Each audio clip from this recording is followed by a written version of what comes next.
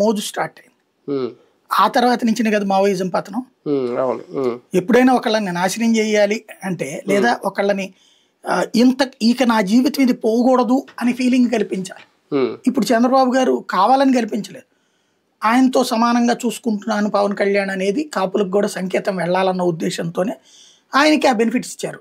ఇప్పుడు ఈవెన్ మీరు తెలంగాణలో కూడా అబ్జర్వ్ చేస్తే వాళ్ళు అక్కడ బోల్డ్ హెలికాప్టర్లు వాడుతున్నారు. మంత్రులు కూడా ఇప్పుడు అక్కడ ఇదివరకు బై రోడ్డు పోయేవాడు ఎవడో కూడా ఇప్పుడు అందరూ హెలికాప్టర్లే వాడుతున్నారు. మంత్రులు కూడా బట్టి విక్రమార్క హెలికాప్టర్లే వాడుతున్నారు.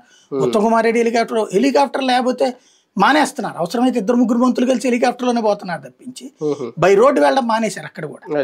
అంటే వీళ్ళకి ఒకసారి లగ్జరీ అలవాటు అయ్యాక అది వదులుకోలేరు. ఇప్పుడు ఈయన ఎందుకు వదులుకుంటాడు ఈయన ఇప్పుడు? కాబట్టి ఈయన వాళ్ళ రోజున తన కార్యకర్తతో తన వాళ్ళు ఇవన్నీ జీవితంలో సహజం అనేటటువంటి ఒక ఫీలింగ్ వచ్చింది. సినిమాల్లో కష్టాలు కూడా సహజంగా ఉంటాయి కదా. కాబట్టి ఆయన దీంట్లో ఉన్నప్పుడు ఏదో తెలుగుదేశంతో విభేదిస్తాడు. ఆయనకు ఇంకోటి ఏంటంటే తనకి గ్యాప్ లేదు అనేది అర్థమైపోయింది. గ్యాప్ సృష్టించుకోవాలంటే వీళ్ళిద్దరిలో ఎవరో ఒకళ్ళు ఖాళీ చేయాలా. ఆ ఖాళీ చేయడం చంద్రబాబుని ఖాళీ చేయించడం మన వల్ల కాదు. ఎందుకంటే ఆయన చేతిలో పేపర్లు ఉన్నాయి, టీవీలు ఉన్నాయి, వ్యవస్థలు ఉన్నాయి. ఏ వ్యవస్థలు అయితే రాజ్యాంగబద్ధ వ్యవస్థలు ఉంటాయి అందులో కూడా ఆయన మనుషులు ఉంటారు. ఆయన ఎవడు ఏం పీకలేడు.